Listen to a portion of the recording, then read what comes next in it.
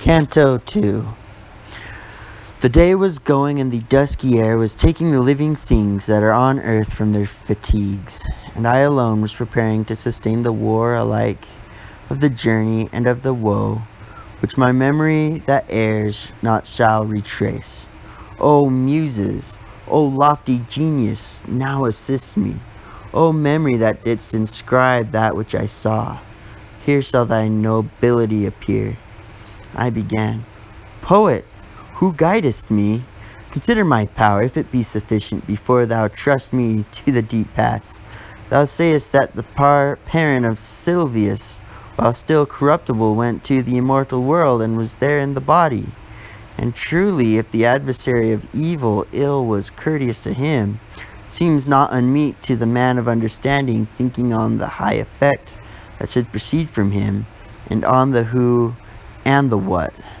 For in the Empyrean heaven he was chosen for father of revered Rome, and for her empire, both which, would one say truth, were ordained for the holy place where the successor of the great Peter has his seat. Through his going, whereof thou givest him vaunt, he learned things which were the cause of his victory and of the papal mantle. Afterward the chosen vessel went thither, to bring thence comfort to that faith which is the beginning of the way of salvation. But why go I thither? And who concedes it? I am not Aeneas, I am not Paul, neither I nor others believe me worthy of this. Wherefore, if I yield myself to go, I fear lest the going may be mad. Thou art wise, thou understandest better than I speak. And as is he who unwills what he willed, and by reason of new thoughts changes purpose, so that he withdraws wholly from what he had begun. Such I became on that dark hillside, because in my thought I abandoned the enterprise which had been so hasty in its beginning. If I have rightly understood thy speech, replied the shade of the magnanimous one, thy soul is hurt by cowardice. Thou oftentimes encumbers a man so that it turns him back from honorable enterprise, as false seeing does a beast when it shies. In order that thou lose thee from this fear, I will tell thee why I came, and why I heard the first moment that I grieved for thee.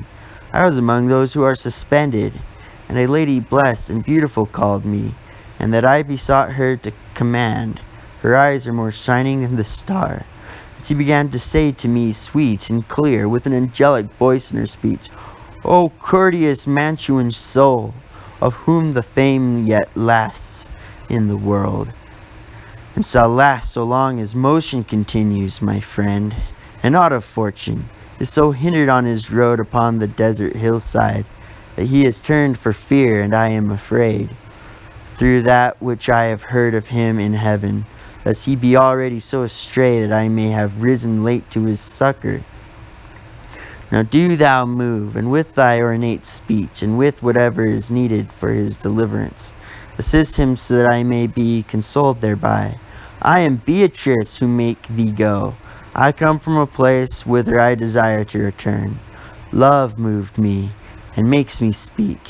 When I shall be before my Lord, I will often praise thee to him. Then she was silent, and thereon I began, O Lady of Virtue, through whom alone the human race excels all contained within that heaven which was the smallest circle. Thy command so pleases me that I, to obey it, were it already done, were slow to me. There is no need for thee further to open to me thy will, but tell me the reason why thou dost not beware of descending down here into the center, from the ample place where thou burnest to return. Since thou wishest to know so inwardly, I will tell thee briefly, she replied to me. Wherefore, I fear not to come here within. One need to be afraid only of those things that have power to do one harm, of others not, for they are not fearful. I am made by God. Thanks be to him, such that your misery touches me not, nor dost the flame of this burning assail me. A gentle lady is is in heaven, who feels compassion for the hindrance whereto I send thee, so that she breaks stern judgment there above. She summoned Lucia in her request, and said, Thy faithful one now has need of thee, and I command him to thee. Lucia, the foe of every cruel one, moved and came to the place where I was seated within ancient Rachel. She said, Beatrice, true praise of God, why dost thou not succor him who so loved thee, that for thee he came forth from the vulgar throng? Dost thou not hear the pity of his plaint? Dost thou not see the death that combats him on the stream, where the sea has no vaunt? Never were persons in the world swift to do their good, or to fly their harm, as I, after those words uttered, came down here from my blessed seat, putting my trust in thy upright speech, which honors thee and them who have heard it. After she had said this to me, weeping, she turned to her lucent eyes, whereby she made me more quick to come. And I came to thee, thus as she willed.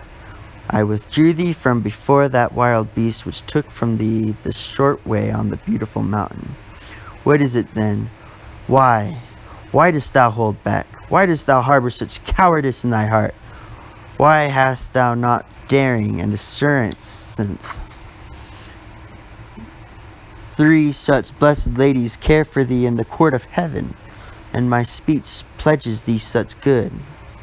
As the flowerets bent and closed by the chill of night, when the sun brightens them, erect themselves all open on their stem, so I became with my drooping courage, and such good daring ran to my heart that I began like a person and freed. O compassionate sea, who succored me, and courteous thou, who didst speedily obey the true words that she addressed to thee.